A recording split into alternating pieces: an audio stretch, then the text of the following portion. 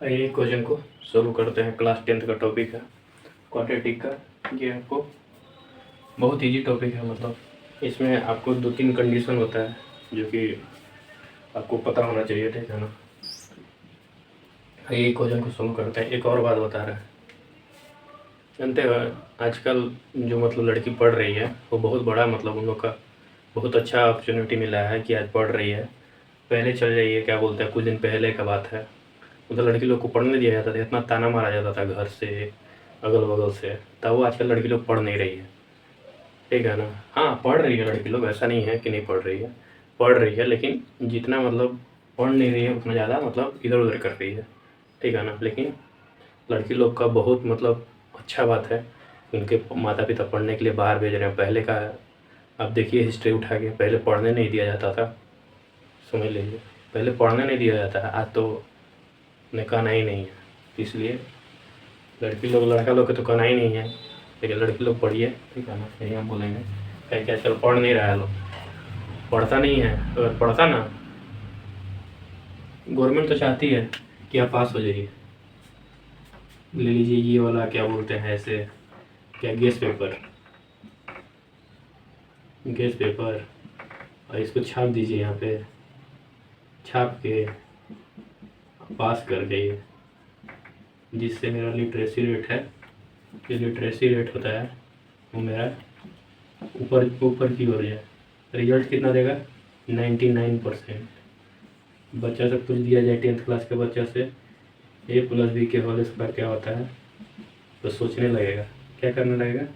सोचने लगेगा कि क्या होता है a+b के होल स्क्वायर। और उसका परसेंटेज सुनिएगा, अति में क्या होता है 10th में 91%। ऐसा बहुत है, केस बहुत है। सरकार चाहती है कि आप खाली पास कर जाइए, ठीक है ना। और ज़्यादा पढ़ लिख लीजिएगा तो फिर नौकरी मांगने लगेगा सरकार से, इसलिए वो अच्छे से पढ़िए। सरकार जो वैकेंसी निकालेगी उसी में आप पास कर जाइएगा, अगर अच्छे से पढ़ रहिएगा तो। पास करने का तरीका है, ठीक है ना। हाँ, सरकार का पॉलिसी बहुत ख़राब है कि वैकेंसी नहीं आ रहा है, लेकिन हाँ आप पढ़िए, आए चाहे नहीं है, पढ़े लिखे रहिएगा तो कहीं भी टेंशन नहीं रहेगा, ठीक है ना। तो पास करने के लिए मत पढ़िए, नॉलेज के लिए पढ़िए, समझदारी के लिए पढ़िए, नॉलेज के लिए पढ़िए, समझदार होना सीखिए, समझदार बनिए। लड़की लोग को तो और ज़्यादा, क्योंकि पहले का अभी नहीं आपको पता है, पहले का बता देंगे बात ना, तब टेंशन में हो जाइएगा कि इतना कष्ट लड़की लोग करती थी।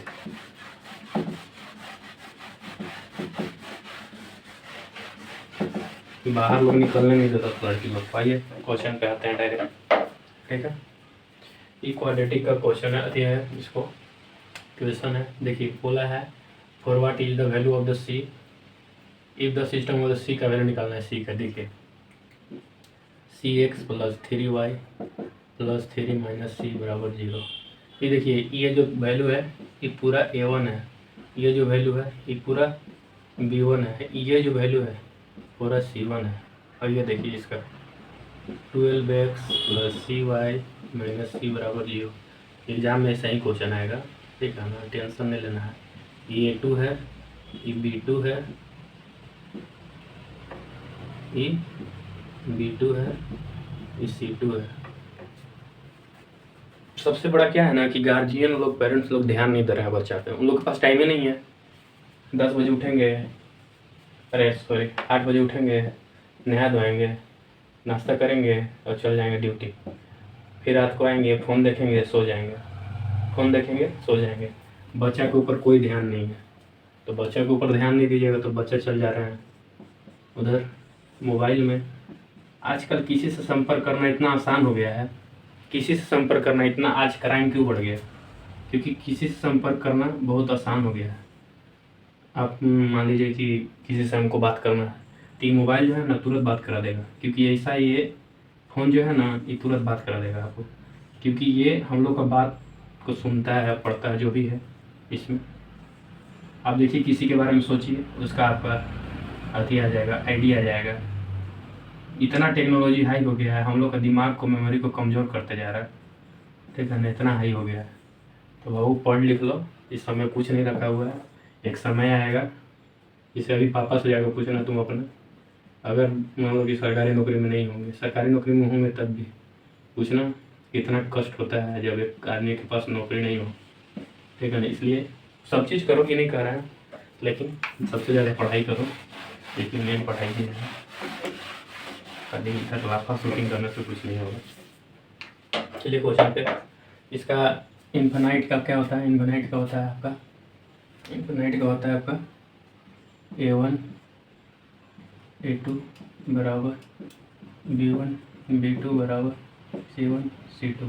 इसका वैल्यू यहाँ रख दो, A1 CX बराबर A2 12X बराबर, ठीक है।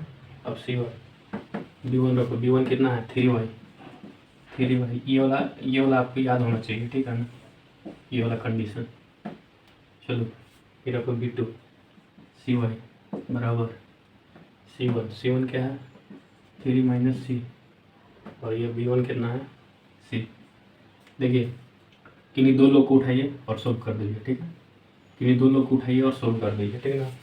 किन्हीं दो लोग को उठाइए और सोल्व कर दीजिए, किन्हीं दो लोग को उठाइए और सोल्व कर दीजिए।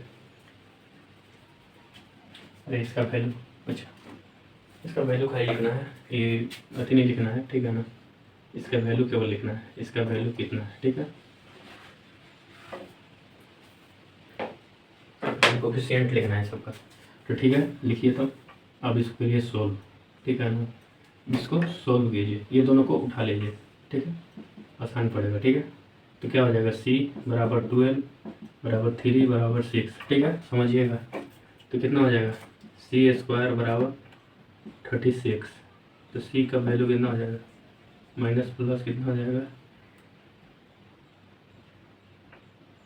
6 बराबर, सॉरी 6 बराबर कितना हो जाएगा 36। तो C का वैल्यू कितना हो जाएगा माइनस प्लस 6, ठीक है ना। ये माइनस प्लस भी आएगा और माइनस में भी 6 होगा, ठीक है।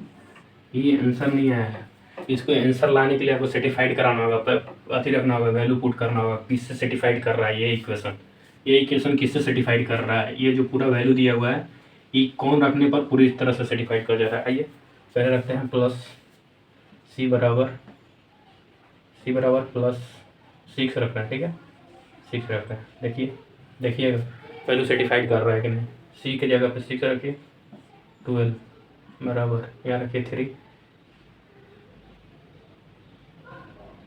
क्या रखिए 3। C के जगह पे कितना रखिए 6, यहाँ 6 का वैल्यू दिया होगा, यहाँ 3 रखिए -6 और यहाँ 6। देखिए 1/2, इसको काटिएगा तो 1/2 आया, इसको कितना काटिएगा तो कितना आएगा 1/2। इसको भी देखिए ये कितना आएगा 3/6, तो कितना आएगा -1/2। तो क्या करेगा सर्टिफाइड करेगा, तो मतलब C का मान 6 ही होगा, ठीक है आंसर। हाफ माइनस वाला भी रखिएगा, माइनस से सर्टिफाइड नहीं करेगा, और कर जाएगा नहीं करेगा। अगर इससे सर्टिफाइड करेगा तो माइनस से सर्टिफाइड नहीं करेगा, तो ये प्लस रखने पर सर्टिफाइड करेगा। अगर इससे नहीं सर्टिफाइड करता, ये तीनों वैल्यू का मान यहाँ रखने पर अगर सर्टिफाइड नहीं करता तो ये -6 को रखता, ठीक है। Thank you.